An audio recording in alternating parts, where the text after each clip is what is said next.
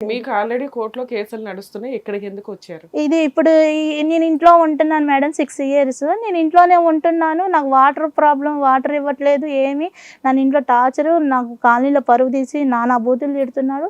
నేను ఉండగానే మళ్ళీ ఇంకో మ్యారేజ్ చేసుకున్నాడు. ఆ డైవర్స్లో పెండింగ్ ఉంది అప్పీల్లో. కింద కోర్టులో నేను ఆ కేసులు ఈ కేసులు వెంటనే వాయిదాలు ఎంచుకొని ప్లాన్గా అతను నన్ను రాలేక ఆంధ్ర తెలంగాణ లేక అప్పీల్లో వేసా, పెండింగ్ ఉంది అప్పీల్లో. అతనికి డైవర్స్ శాంక్షన్ అయింది లేదు, ఆ పిల్ల పెండింగ్ ఉంది. కింద కోర్టులో అయింది అంతే. కింద కోర్టులో వెంటనే 1 మంత్ లోపల నేను వేసాను మేడం అప్పీల్లో హైకోర్టు. ఫస్ట్ లోయర్ కోర్టులో అతను డైవర్స్ గెలిచాడా తర్వాత నువ్వు అప్పీల్కి వెళ్ళావు గోంగూర అవన్నీ తర్వాత వేసాను 1 మంత్. అప్పీల్కి వెళ్ళి ఇంకో 10 ఏళ్ళు ఉంటే ఆ రోడ్డు మీద పడి తిరగాల. ఓకే నెక్స్ట్ ఇప్పుడు అతను మ్యారేజ్ చేసుకున్నాడు. నువ్వు 498 గెలిచావు, అతను డైవర్స్ గెలిచాడు.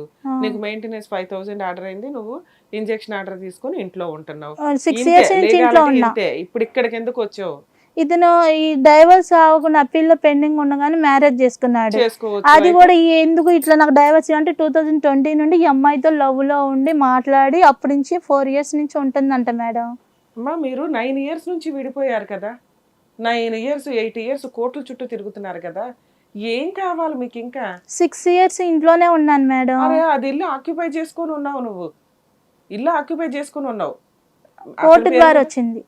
అదే ఆక్యుపై చేసుకోవడం అంటే కోర్టు ద్వారా ఇంజెక్షన్ ఆర్డర్ తెచ్చుకొని ఆక్యుపై చేసుకొని ఉన్నావు. ఇక అంతకంటే ఏ కోర్టులో నీకు ఏ రిలీఫ్లు ఇవ్వలేవు.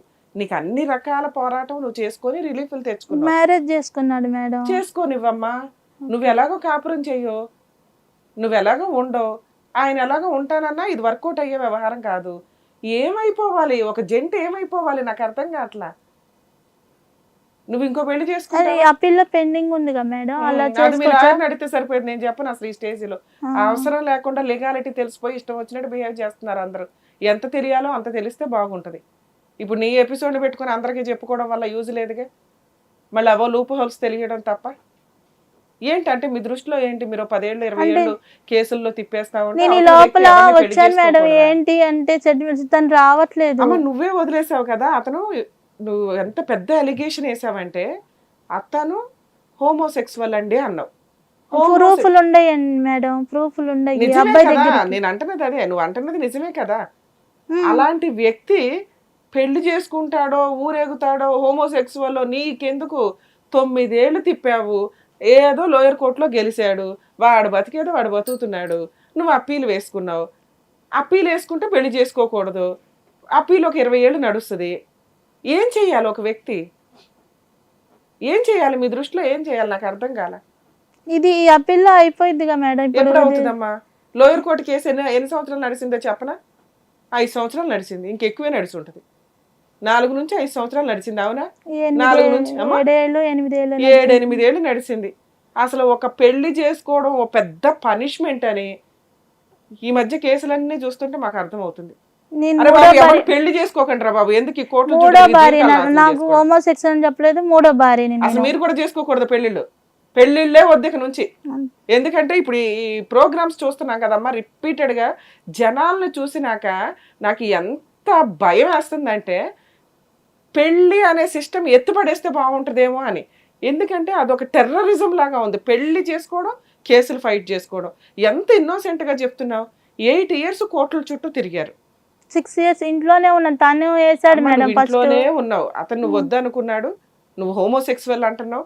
ఇంత పెద్ద పెద్ద మాటలు జరుగుతున్న కేసుల్లో తిప్పి కొడుతూ 2 ఇయర్స్ మ్యారిటల్ రిలేషన్ మీది, 8 ఇయర్స్ కోర్టుల చుట్టూ ఫైటింగ్. నువ్వు భర్త కావాలనుకుని నువ్వు ఉన్నావు, ఓకే. పెళ్ళి అనే ఒక్క ఆయుధంతో ఆడేదో డైవర్స్ కేసు గెలిస్తే నువ్వు మళ్ళీ అప్పీల్ వేసేసావు. అసలు గెలవడం ఎందుకో కూడా నాకు అర్థం కాల. గెలిచాడు, నేను అటెండ్ అవ్వాలి హెల్త్ బాగోక. అప్పీల్కి వెళ్ళావు. అప్పీల్ ఖచ్చితంగా హైకోర్టులో మోర్ దాన్ 5 ఇయర్స్ పెండింగ్ ఉంటుంది. 6 ఏళ్ళు 7 ఏళ్ల ఫైటింగ్, 10 ఏళ్ళ మళ్ళీ అక్కడో ఫైటింగ్. ఏంటి అసలు దీనివల్ల యూజ్ ఏంటి? ఒకవేళ నీకే ఇది జరిగితే నువ్వు యాక్సెప్ట్ చేస్తావా? ఆ వ్యక్తి హోమోసెక్సువల్, డైవర్స్ ఇవ్వడు, నీకు ఇంకో పెళ్లి చేసుకోవాల్సిన పరిస్థితి వచ్చింది, డైవర్స్ కేసు గెలిచావు. సరే ఇష్టం లేకపోతే నన్ను ఈ కోర్టులు కేసులు క్లోజ్ చేసి సెటిల్మెంట్ చేసుకోవచ్చుగా మేడం. నేను ఈ విధంగా చేస్తే మరి నువ్వు అన్న మాటలు ఎట్లా ఉన్నాయి? ఏవో సాక్ష్యాలు చూపించండి. ఇంజెక్షన్ ఆర్డర్ తెచ్చుకున్నావు, ఇంట్లో ఉంటున్నావు, హ్యాపీ. ఏం చదువుకున్నారమ్మా మీరు? Degree distance madam. ఇంటర్ వరకు కాలేజీకి వెళ్ళా, డిగ్రీకి వచ్చి పాప పుట్టినప్పుడు నేను డిస్టెన్స్లో చేశాను మేడం. పీజీ కూడా డిస్టెన్స్, మామూలుగా ఎగ్జామ్స్ రాశాను అంతే. మీకు మెయింటెనెన్స్ వస్తుందమ్మా? 5 అది మంత్లీ ఇవ్వట్లేదు మేడం. సరే జడ్జి గారి ఏం పర్లేదమ్మా, హోమోసెక్స్ ఫోటోస్ కూడా ఉన్నాయి. అవి చూపించండి. అదే తెచ్చాను, నా దగ్గర ఫోటోలు ఒరిజినల్ ఉన్నాయి. 498 పనిష్మెంట్ పడింది అన్నారు కదా, అదొక పేపర్ ఇవ్వండి. అది తేలేదు మేడం. నేను నా అన్ని రేపు వాయిదా ఆంధ్రాలో ఆ ప్రూఫ్లన్నీ అక్కడ పెట్టి వెళ్ళాలి అని అవి తెస్తాను. ఫోటోలో ఉంది, ఫోన్లో ఉన్నాయి. దీని ఫోటోలు ఏమో ఇట్లా ఉన్నాయి, డెలీట్ చేసుకున్నాడు ఆ రోజు చూస్తా. ఈ ఫోటోలు ఎవరమ్మా, నువ్వు తీసావా అవి? నేను తీలా, అతను రోజు ఫోటోలు తీసుకుంటారు వాళ్ళు, అవి చూసుకుంటాడు డైలీ. ఏంటా ఫోన్ చూసుకుంటున్నాను, నేను ఆ రోజు వెళ్ళాను మేడం. వీళ్ళతోనే ఎక్కువగా స్పెండ్ చేయటం, ఇంకా వీళ్ళతోనే సినిమా, వీళ్ళతోనే పార్క్, వీళ్ళతోనే మాటలు, మెసేజ్లు, ఫోన్లో టాకింగ్, ఇంట్లోనే వీళ్ళతోనే. ఇప్పుడు ఇతనికి కూడా డైవర్స్ అయినాయి.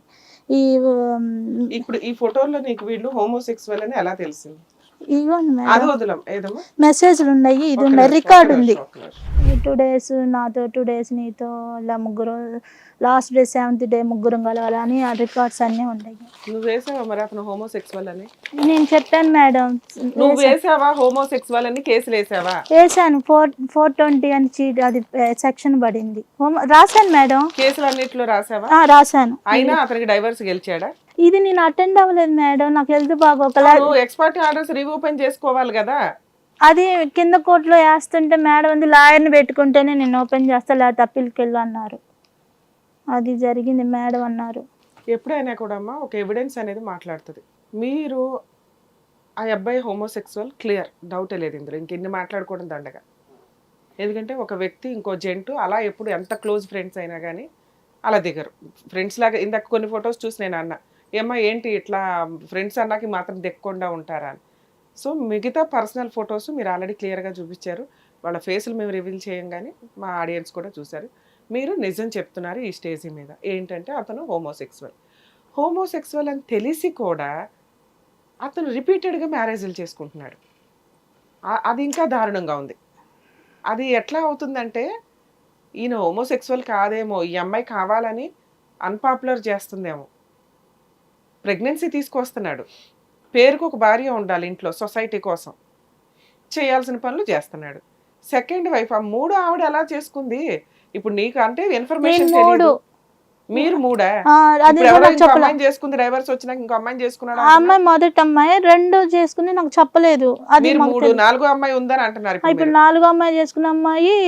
ఇప్పుడు ఆ అమ్మాయి ఏం జరిగిందంటే, ఈ అమ్మాయి నాకు డైవర్స్ అవ్వముందే వీళ్ళు వాళ్ళ ఊర్లో అమ్మాయే ఆస్తులు చూపించి, నీకు కూడా 4వ అమ్మాయే కదా ఈ అమ్మాయి? 4వ అమ్మాయి అండి. ఉన్న అమ్మాయి 4వ అమ్మాయి కదా? ఇప్పుడు ఉన్న అమ్మాయి 4వ అమ్మాయి. అంతే, తెలిసి చేసుకున్నారు. అది చెప్తున్న, ఆస్తుల కోసం. అమ్మాయి 2 పిల్లలంట, 2 పిల్లల తల్లంట. అమ్మాయి ఆస్తుల కోసం ఇప్పుడు బాండింగ్, ఒక అండర్స్టాండింగ్ తో చేసేసుకున్నారు. అదే బాండింగ్ నీతో మాట్లాడితే నేను సర్దుకునేదాన్ని కదా అంటున్నావు నువ్వు. ఎందుకంటే ఇన్ని కేసుల చుట్టూ తిరగాల్సిన అవసరం లే. 2 ఆప్షన్స్. ఒకటి, సర్దుకుందామా, ఆ ప్రాపర్టీ మొత్తం నా పేరు మీద రాసి పేరుకు ఒక భర్త లాగా ఉండి నీ పని నువ్వు చేసుకో అంటే నువ్వు హాస్పిటల్ కూడా చూపిస్తాను అని కూడా అనుకున్నాను. నీకు నచ్చినట్టు అతను ఉండడు, అతనికి నచ్చినట్టు నువ్వు ఉంటాను అంటే నాకు చెప్పాలి కదా మేడం. పెళ్లి చూపుల్లో మోసం చేసినట్టు కదా, ఎవరు అయిపోయింది. ఇప్పుడు ఏం 10 ఏళ్ల పంచాయతీ నీది, ఇప్పుడేదో ఫ్రెష్ గా జరిగినట్టు మాట్లాడతామంటే కుదరదు కదా. అప్పుడే వద్దాం అనుకొని పరువు గురించే నేను. నువ్వు మంచిగానే ఫైట్ చేసావు తల్లి, అలాంటి వాళ్ళకి బుద్ధే రావాలి. నువ్వు 8 ఏళ్ళు పిండేసావు, ఇంకో 10 ఏళ్ళు పిండేస్తావు, ఇంతే. అలాంటి వాడికి నీలాంటి వాళ్ళే కరెక్ట్.